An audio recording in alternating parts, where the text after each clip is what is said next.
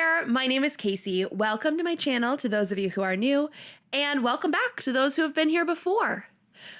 As you know, I love talking about the Great American Songbook and Great Forgotten Songbook. But who are some of the key players? Today, let's talk about renowned lyricist Oscar Hammerstein II. As we delve into Hammerstein's work, it's important to recognize the significance of his contribution, not only to musical theater of the time, but on today as well. Think about it this way. Without Oscar Hammerstein II, we wouldn't have the Disney movie musicals we know and love today.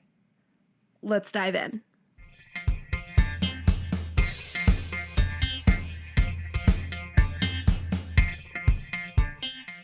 Oscar Hammerstein II was born in 1895 and died in 1960. He was best known as a super influential American lyricist, librettist, theatrical producer, and director in musical theater. He was known for his collaborations with composer Richard Rodgers and creating some of the most celebrated musicals in history. Let's talk a bit about Oscar Hammerstein II's early life. So, he was born into a super prominent theatrical family in New York City. His grandfather was Oscar Hammerstein I, who was a famous opera impresario. His father, William Hammerstein, managed vaudeville theaters, and considering the family's theatrical prominence, was surprisingly opposed to his son pursuing anything in the arts. So, he ultimately attended Columbia University, where he initially studied law, kind of like Cole Porter and like Gilbert. Hammerstein was also quite studious and participated in many extracurricular activities. This included playing on the baseball team and being an active member of Pi Lambda Phi fraternity. After his father's death at age 19, he became involved in the school's varsity show, Columbia's oldest performing arts presentation. This sparked his interest in musical theater, and he not only contributed to shows during his time at Columbia, but after graduating, he actually was on the judging committee for the varsity show and contributed to occasional shows, including the Roger and Hart's Fly With Me. Despite his grandfather's background in opera, Oscar Hammerstein II ultimately gravitated towards musical theater and popular music, although he did blend operatic elements into his work. He really started as an assistant stage manager, lyricist, and librettist for various productions. He collaborated with Otto Harbach, contributing to several early 1920s musicals, and achieved his first major success with the musical Rosemarie in 1924, co-written with Harbach and Rudolf Rimmel. Hammerstein's career spanned over 4 decades, during which he completely revolutionized musical theater by integrating music into the story. Ultimately, his partnership with Richard Rodgers was his most well-known and began in the early 1940s. Together, they produced groundbreaking musicals like Oklahoma. But that's not the end of his influence. That's not the end of who he worked with, because Hammerstein also worked with composers like Jerome Kern, contributing to the creation of classics like Showboat. Literally, I swear, I'm working in the middle of this series, and a lot of the musicals that I'm talking about early in this series, Oscar Hammerstein II was the lyricist on all of them. Not all of them in the full series, but a lot of the ones so far in the series have been Hammerstein pieces. I mean, we've got Showboat, we've got Oklahoma. I think our next video is on Carousel. These are all Hammerstein shows. That's impressive for one person to single-handedly be involved in so many different pivotal musicals throughout time. Again, so many landmark musicals coming out of one person. He is one of the most impressive individuals that we're talking about in this series, especially in the early series, just because of his profound influence over so much time and through so many different shows. For him, it's not just the collective body of his work, it's several individual pieces.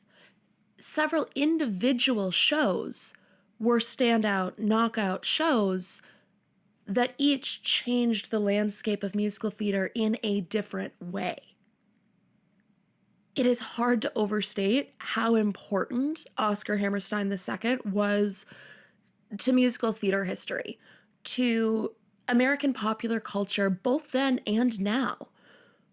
Without each of these pieces that he worked on, we would have a completely different entertainment landscape right now. He is one of the most pivotal figures in the entire series. So we talked about a brief overview of some of the major shows that he worked on, just glossing over it briefly, but let's go just a little bit deeper. So first up, let's talk about Showboat for a minute, a 1927 musical made with Jerome Kern. This was a pioneering musical, known for its depth of character and serious themes. It tackled major societal issues at the time.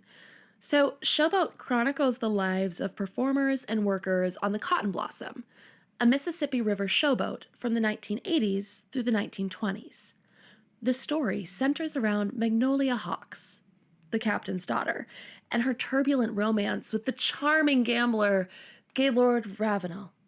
The musical also addresses the struggles of Julie Laverne, a mixed-race performer who faces extreme racial discrimination. Over the years, Magnolia and Gaylord's relationship faces numerous challenges, including his gambling addiction and abandonment, but ultimately suggests a hopeful reunion. Showboat ultimately revolutionized musical theater by integrating serious societal issues like racism into the narrative. It completely set a new standard for storytelling in musicals. Its complex characters and memorable songs like Old Man River, as well as its innovative structure, have made it a timeless classic with profound influence on the development and ambitions of modern musical theater. For more information about Showboat and a little bit more in-depth of analysis, check out my previous video discussing Showboat in greater depth. Next up, we get to Oklahoma from 1943. This was the first collaboration between Oscar Hammerstein II and Richard Rodgers, and it was a completely landmark musical for its full integration of song, characters, and plot. So it's set in the early 1900s in the Oklahoma Territory and centers around the romantic entanglements of farm girl Lori Williams. The primary plot follows her love triangle with cowboy Curly McLean and the menacing farmhand Judd Fry. The secondary plot involves the flirtatious Ado Annie, who is torn between this cowboy Will Parker and a traveling peddler, Ali Hakim. Through dances, songs, and conflicts, the story really portrays the pioneering spirit and community dynamics leading to Oklahoma's statehood. So, Oklahoma also revolutionized musical theater by more seamlessly integrating songs and dance into the narrative itself to really enhance the character development and advance the plot. It marked the beginning of the golden age of Broadway, influencing countless musicals to come, and it really established Rodgers and Hammerstein as one of the greatest songwriting partnerships in musical theater history. For more in-depth knowledge, information, analysis about Oklahoma, you can also check out my prior video discussing that in greater detail. Next up, we have Carousel, 1945. I have to chuckle a little bit at that intonation on the intro to this one. This one, again, is notable for complex characters and themes of redemption and tragedy, but the real interesting thing that makes Carousel so relevant is that this is the 1940s, and it is dark. Like, this is a dark musical. Like, again, especially when you factor in the original source material and how they just barely obscured the source material, the darkest parts of the source material to make it palatable, but they made it ambiguous. They didn't make it a happy ending. Like, this story does not have a happy ending. It literally just makes it unclear if it's a sad ending or not. which for the 40s, that is dark, folks. Anyways, Carousel follows the tumultuous love story of Billy Bigelow, a charismatic but troubled carousel barker, and Julie Jordan, a naive mill worker in a small New England town. After losing his job as a carousel barker, Billy becomes desperate and turns to crime to provide for Julie and their unborn child.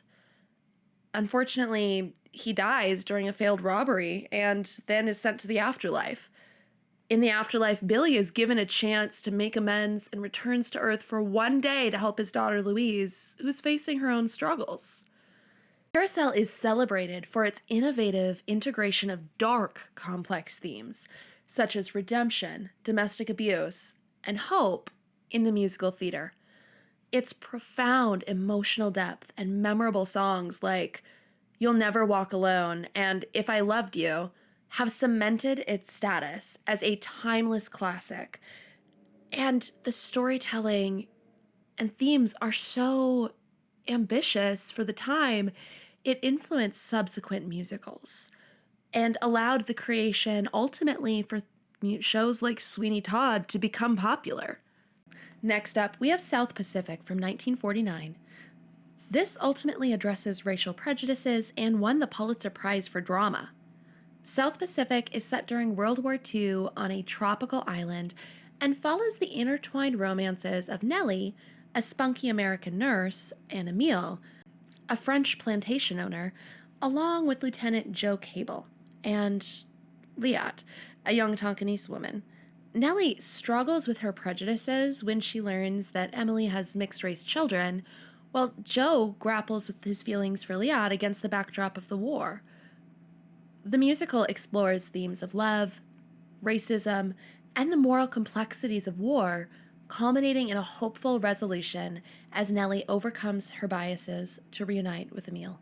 South Pacific is celebrated for its bold confrontation of racial prejudice, its powerful narrative, which deals with both personal and societal conflicts, and its profound emotional impact.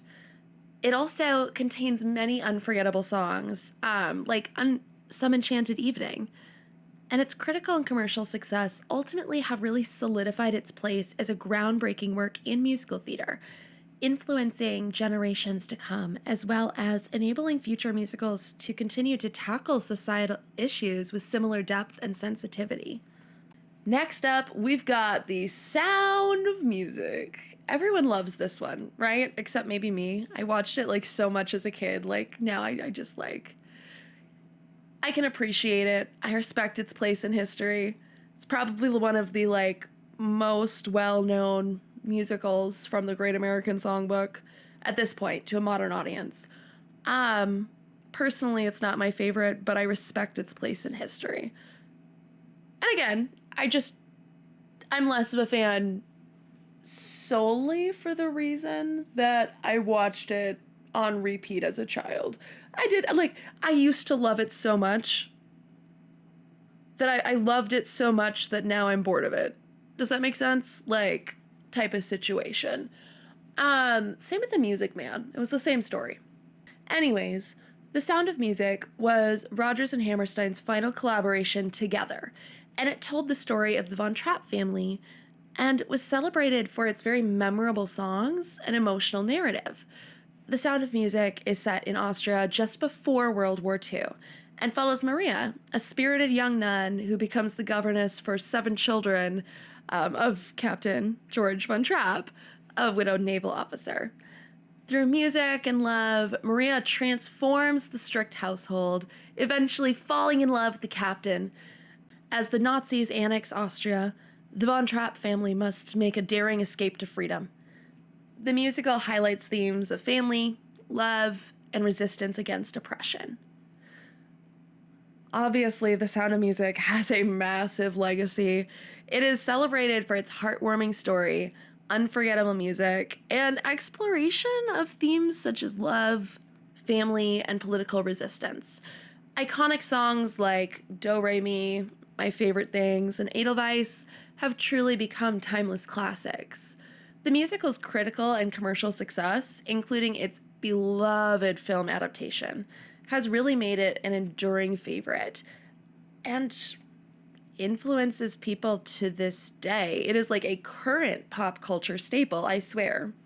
Okay, so now that we've gone through like a whole slew of like super important works, because like it's Hammerstein, what was the rest of this dude's deal, right? Like, did he just do works? Did he even have a personal life if he did that much relevant? In fact, he did, it turns out. He married Mira Finn in 1917. They had 2 kids, and then he got divorced. And then later, he married Dorothy Blanchard Jacobson in 1929, and then had 2 more children. He then also worked with the Dramatists Guild of America, and so he played a significant role in that organization, and they help represent playwrights, composers, and lyricists in the United States. And so his involvement with the Guild was really marked by his commitment to protecting the rights and interests of dramatists.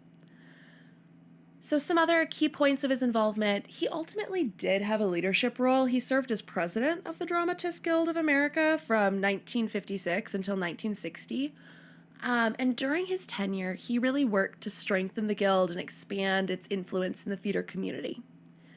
He was also a huge advocate for authors' rights. He was such a strong advocate, especially with issues related to royalties, contracts, and creative control. He believed in the importance of fair treatment and compensation. Under Hammerstein's leadership, the Guild also promoted high ethical standards in the theatrical profession and really focused on the need for integrity and professionalism in dealings between dramatists and producers. He also supported educational initiatives to help new and aspiring dramatists understand their rights and navigate the complexities of the industry. His efforts really aimed to empower writers with the knowledge and tools they needed for their success. Hammerstein's contributions to the Dramatist Guild had a lasting impact on the organization. His leadership really helped to establish policies and practices that continue to benefit dramatists today. His legacy is really one of dedication to the betterment of the theatrical community. Overall, Oscar Hammerstein II's involvement in the Dramatists Guild of America really exemplified his commitment to supporting and advocating the interests of his fellow writers, leaving an enduring mark on the organization and on the broader theatrical community. He did ultimately eventually pass away, unfortunately, but it makes sense since this is the early 1900s, essentially. Oscar Hammerstein II passed away on August 23rd, 1960, at the age of 65 from stomach cancer in his home in Doylestown, Pennsylvania. Ultimately, Oscar Hammerstein II left a huge impact on the world and a massive legacy. He revolutionized musical theater with more integrated storytelling and music. He also introduced more complex themes and societal issues into musicals, influencing future productions. He helped usher in the golden age of Broadway, setting new standards for musical theater. And he also mentored future generations of musical theater artists, including composer Stephen Sondheim. He left a lasting cultural impression through timeless musicals that are still performed worldwide today. His musicals really address universal themes of love, prejudice, human struggle, and they really resonate with contemporary audiences. His contributions to musical theater have inspired countless adaptations in film, television, and other media. Hammerstein's commitment to social issues and integration of serious topics in entertainment also paved the way for more socially conscious art forms.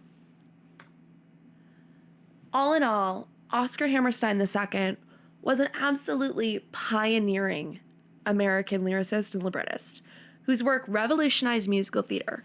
Born into a theatrical family, he shifted from law to the stage, creating some of the most influential musicals of the early 20th century.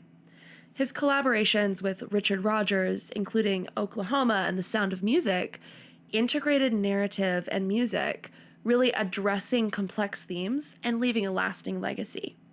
Hammerstein's innovative approach and commitment to social issues continue to impact modern culture, ensuring that his work remains relevant and celebrated today. Thank you so much for watching this video. If you enjoyed watching, if you want to see more content from me, be sure to hit that subscribe button and hit the bell for notifications. Are you familiar with any of the Rogers and Hammerstein or just Hammerstein shows we discussed? Let me know in the comments. What's your favorite? Anyways, thank you again, and have a great rest of your day.